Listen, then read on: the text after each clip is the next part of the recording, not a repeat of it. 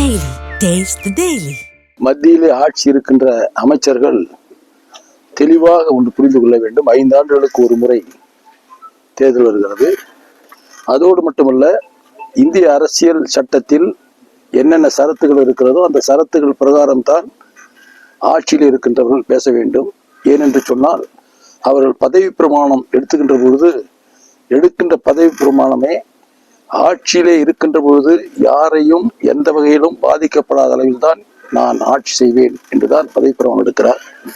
அப்படி இருக்கின்ற பொழுது இந்தி பேசாத மாநிலங்களை முழுவதையும் மிரட்டுகின்ற துணியிலே அவர் கூறியிருக்கிறார். அது வன்மையாக கண்டிக்கத்தக்கது. எங்களுடைய கழகத்தினுடைய பொதுச் செயலாளர் போற்றுதலுக்குரிய எடப்பாடியார் அவர்களும் நேற்று வேலூரில் பேசுகின்ற பொழுது இந்த கருத்தை வலியுறுத்தியிருக்கிறார் என்பதை தெரிவித்துக் கொள்கிறேன். கடந்த சில நாளாக இந்த அம்மா போட்டாவும் எம்ஜிஆருடைய போட்டாவும் வந்து வெளியிடணும்னு சொல்லிட்டு புரட்சி தலைவர் போட்டா வெளியிடல.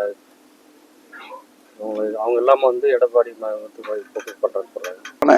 கேள்வி, யாராவது தாய் தந்தையை மறப்பார்களா? பெற்ற தாயும் தந்தையும் மறப்பார்களா? அனைத்திந்திய அண்ணா திராவிட முன்னேற்ற கழகம் என்ற அந்த மாபெரும் இயக்கத்தை உருவாக்கியவர் புரட்சி தலைவர் எம்ஜிஆர். அதை கட்டி காத்து வளர்த்து கட்டுக்கோப்பாக எங்களிடத்தில் ஒப்படைத்து விட்டு சென்றவர் புரட்சி தலைவி அம்மா அவர்கள். இவர்கள் இருவரும் இந்த இயக்கத்திற்கு தாயாக தந்தையாக இருக்கின்றவர்கள்.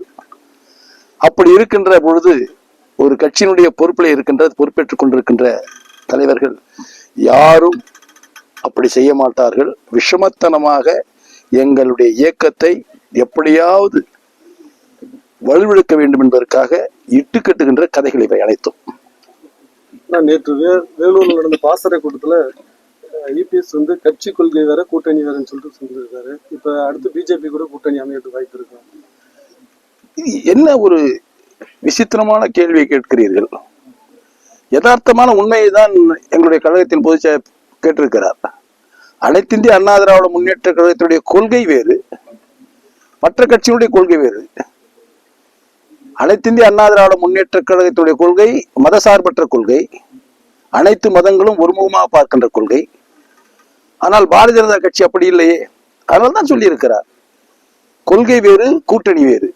கூட்டணி என்பது காலத்தில் கடிகின்ற நேரத்தில் யார் யார் வருகிறார்களோ அவர்கள் எங்களுடைய கட்சியினுடைய தலைமையை ஏற்றுக்கொண்டு வருகின்றவர்களோடு நல்ல முறையிலே அணுகி நல்ல கூட்டணியை, ஒரு வலுவான கூட்டணியை போற்றுவதற்குரிய கழகத்தினுடைய பொதுச்செயலாளர் எடப்பாடியார் அவர்கள் ஏற்படுத்துவார்கள் என்பதை தெரிவித்துக் கொள்கிறேன்.